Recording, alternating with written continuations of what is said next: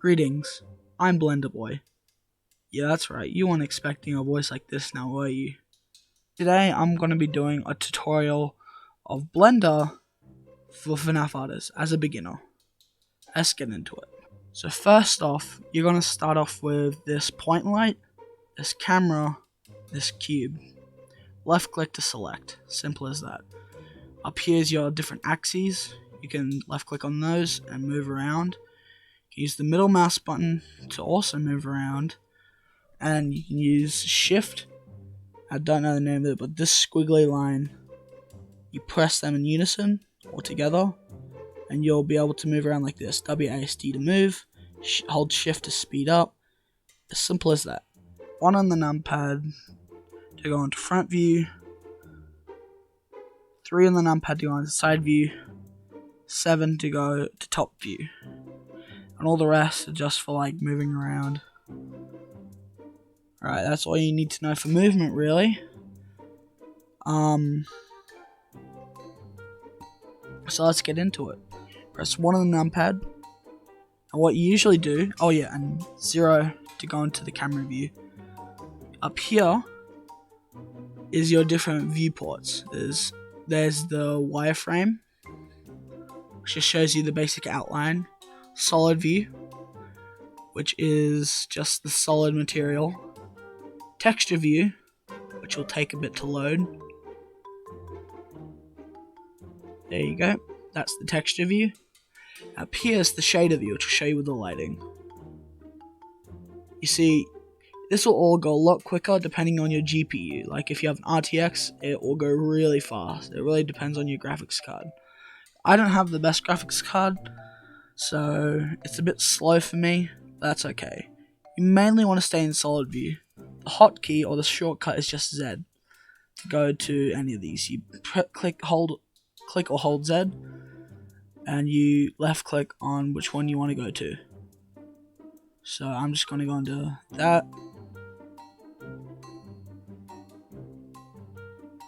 And we'll go back to solid view.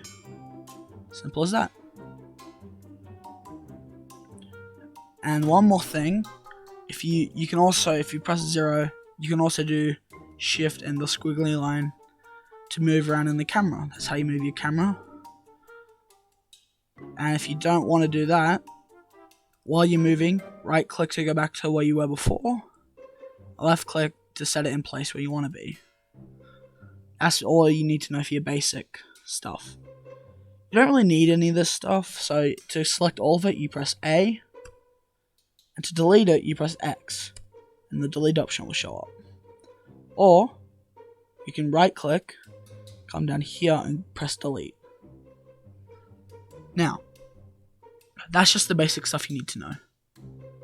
On here, you can move around, and if you want to go, I don't have a camera, but this also sends you to your camera. Now this is a FNaF tutorial. I haven't even gotten into it yet. So to start off, you can go to up here to File, and this is where you'll either import or append. I'll get back to that. First, you need a model.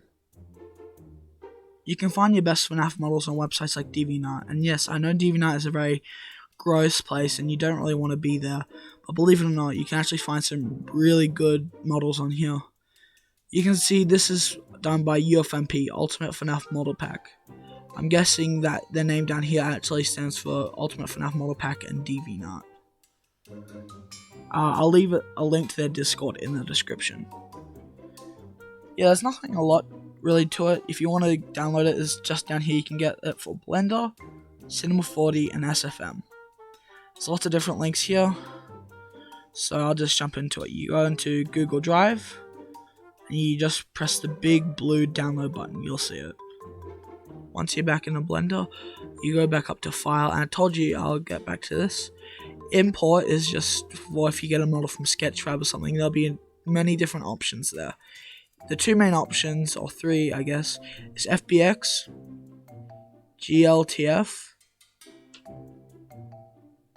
or OBJ. Those are really your main three options for importing, but since we got it off of DeviantArt, it's a blend file. So what we want to do is we go to append. Now you can see my one may be different to yours because it'll probably look more like this. If you want a preview of what you're getting, come up here to these buttons, click this one, and that will show you a basic preview to your stuff. You go into your downloads, and this right here is what we just downloaded. So we left click on that, and there'll be lots of options here. Yeah, and this might look a bit confusing, but this is just the basic stuff. What you want to care about is either object, which is importing all of the things. Okay, so we're just going to focus on object for this model. Usually there'll be like an option for a collection, which would be a lot easier. But right now, we're going to go object.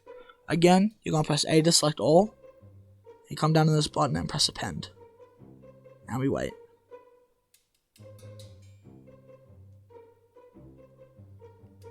Okay, now it's in. You can see it's quite big. You can use the scroll wheel to move as well.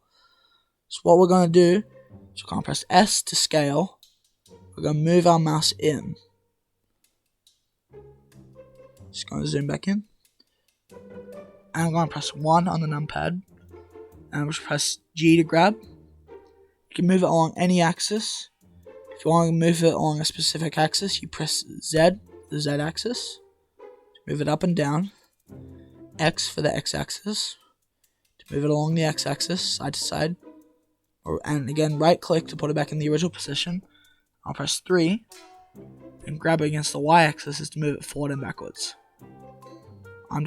You can press Alt G to put it back where it was originally.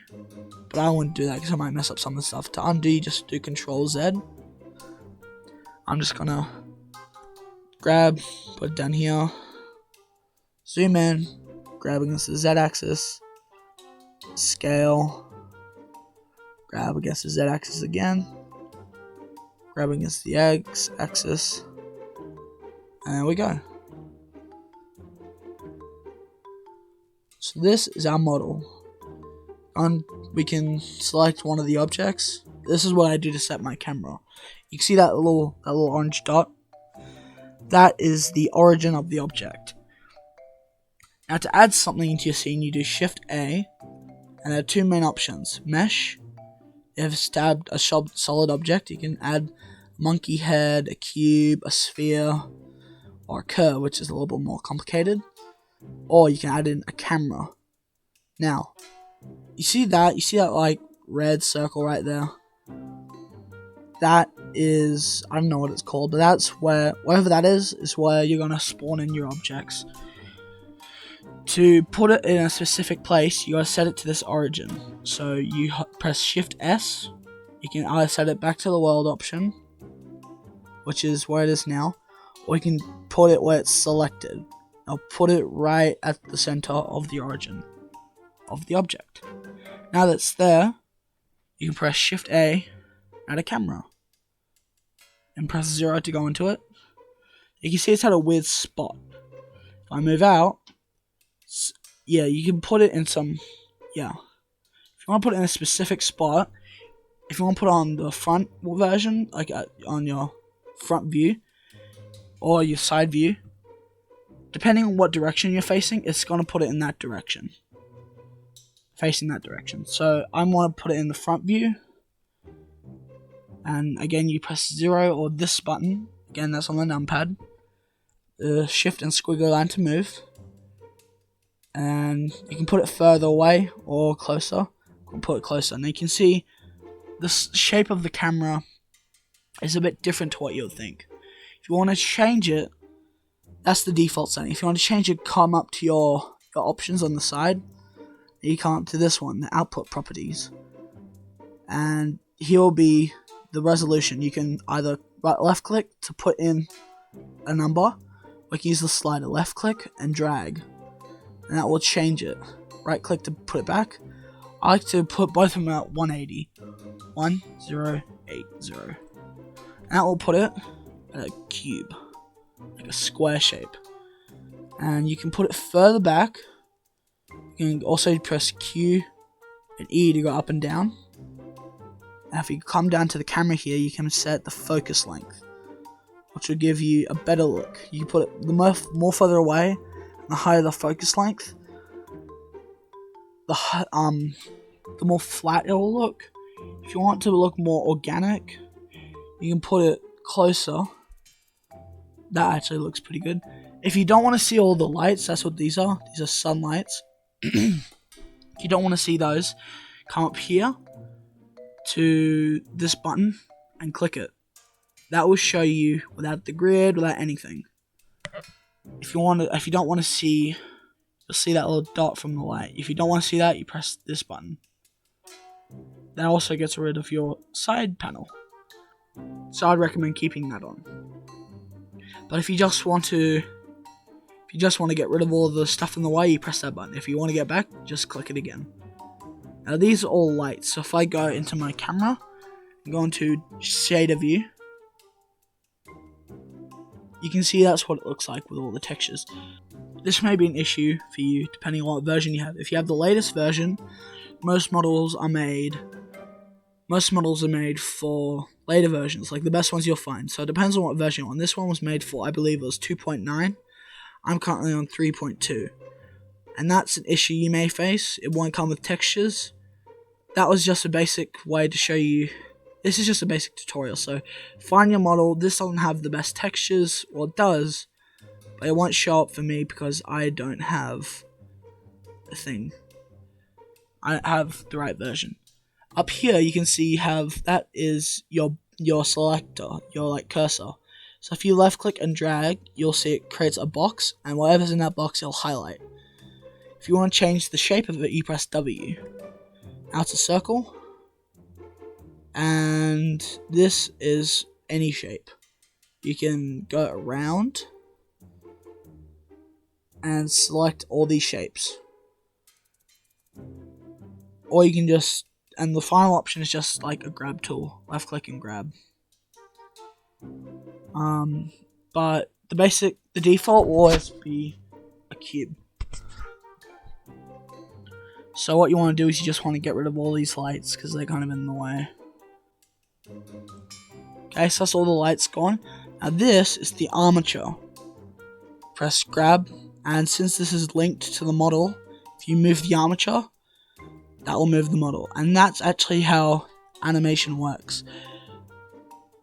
So I can show you how to animate, I can show you how to create, but this is currently the animation portion of the tutorial. So what you want to do to go in to actually be able to control this, to go Control Tab, or you can come up here. There are different options. There's Object Mode, which is the default mode, Edit Mode, which edits the armature, and Pose Mode, which is what you want to go to. If you want to leave it, go back to Object Mode, or the hotkey or shortcut is Control Tab to go in and out. We want to go into it. Now you can see some of these bones, they're yellow, and these are basically bones. That means it's an IK rig, or inverse kinematics, which allows you to move the leg more accurately. So you can have a set bone to move it, and the reason it's green is because of like rotation stuff to rotate the foot. But that's basically what you use to control it. And same with the arms. Press this, you press grab, or you can come to just press T. I don't know why that T to get rid of this. But this, if you want simpleton, you would usually just select this, and it will give you an option to grab against the Z-axis, X-axis, Y-axis, and these are to rotate it. No, sorry, it's not. This is to rotate it. So you rotate on the Y-axis, Z-axis, X-axis. And this, the center, is just to move in any direction. And this is the scale. And this is for all of the above. You just want to have the select box selected. And if what everyone uses is just like the hotkeys, so grab, so that's G. S to scale, R to rotate. And what you want to do for the bones is you want to grab the cube, which I believe is this one. Is it this? Yes, it's this one. If you want to put them in a T-pose, which will always be the default, you press Alt to select, Alt R to reset the rotation, Alt G to reset the grab, Alt S to redo the scale, but I'm not doing that. Now this is just the basic T-pose. You can do anything from here. So I'm going to go back. You can move the ears, you can move the eyes, that's the eyelid, move the arm, you can move the bow tie, you can do whatever you want. The limitation is your imagination. That was cringe. So if you want to do your animation, I'll go into camera. This is your timeline down here, so just move it up. This is what you'll be using to animate. You can select this button for auto keyframing. Now keyframe is what holds it in the position for animation. So if I was to grab this and left click, that will set position. To move along, you can either grab it, click on the timeline, or you can use the arrow keys on your next to the numpad. And if I grab again, you can see that changes the movement. It's very slow. If it was closer, it would be a lot faster. So if I move that over here and go back, it's a lot faster now. The closer it is, the faster it will be. And you see it's kind of laggy going frame by frame. That's because if I go up here, you can see the frames per second is in red. But don't worry about that, that's just because of how much what's called pixels, triangles, or vertices, whatever you want to call them, is in the scene. So I leave edit mode, go into this, press tab, or go up here and go into edit mode. You can see those are the vertices. Or those are pixels, or triangles, or squares, or faces, or whatever you want to call them. It's just, there's lots of stuff going on here, and the animation suffers from it. And there's nothing to worry about. You can just quit Blender and re-enter it, and it should reset. I don't know if that'll work for you, but that's how it works better for me. So you can do anything. You can grab here, and if you don't enable auto keyframing and do it manually, you just grab. Now that won't work. If I move, it won't be there anymore. So you got to insert a keyframe manually. You press I for that. The main one is location and rotation. That's for basic movement, for animation. Location, rotation, and scale. So if you want to do it with a scale, but if you're just doing basic movement, you just want to do that.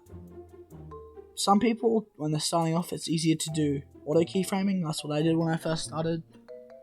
And you can see on my animation, compared then and now, how that helps.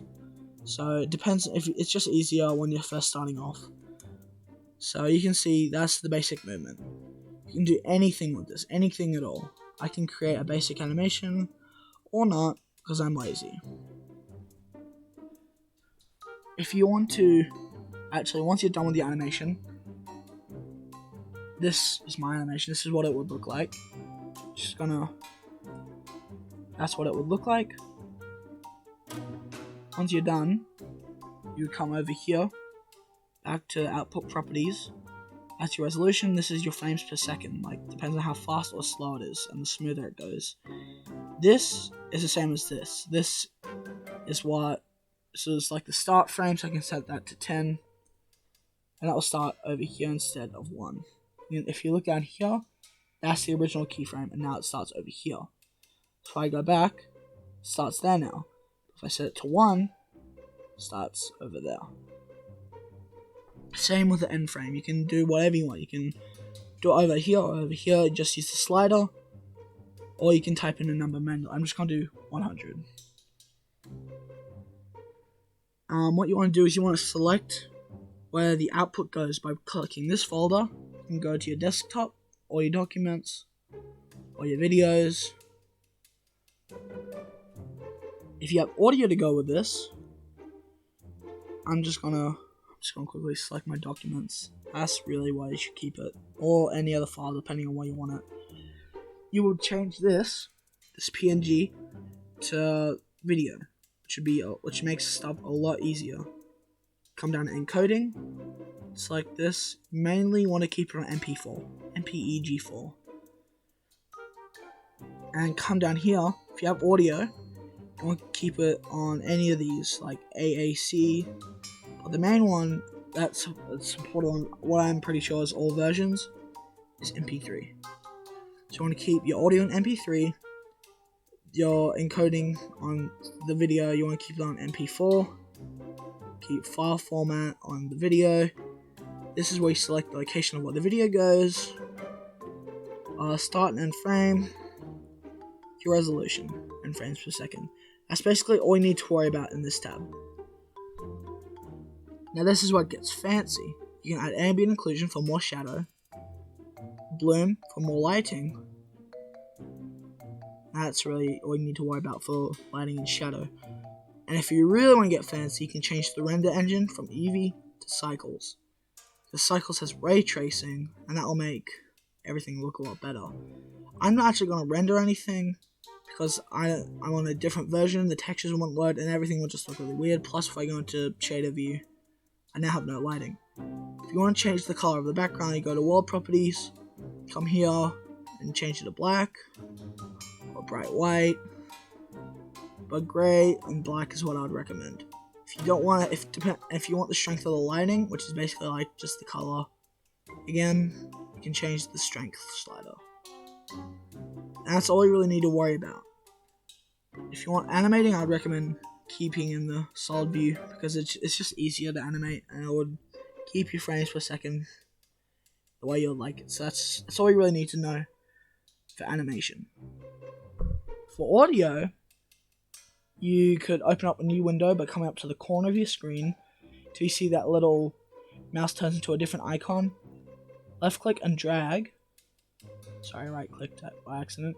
Left click and drag to open up a new window. Now, up here you can change the type of view you're in. Like the different. That's basically the same as up here. Modeling, sculpting, UV, texture mapping, shading, and animation. All this stuff doesn't really matter depending on what you're doing. If you're doing animation, you can go to this tab. That shows your keyframes in a more advanced setting. Like in a more advanced way. And this right here, if you press 0, you can add, that's basically what the finished product will look like, depending on how you want it set. I would just do it in layout because it's easier. Or animation, depending on what you think. But if you want to change it to video sequencer, and then you go Shift A, sound. You click and you select your like MP4, whatever. Yeah, if you want, you can just like watch it. It's just like a basic introduction. It's not like a full-blown tutorial. And that's all you need to know for the basics and for animation. That's basically your introduction. And once you want to render it, which is basically the processing of the images, compiling the frames into a video, just come up here to render. Go to image, to render an image, which is what you may want to do. And if you want to do that, you still need to set keyframes for the positioning, for the pose. So, you come up here to render, image, or animation. That's really all you need to worry about. Okay, now we're moving on to the creating segment.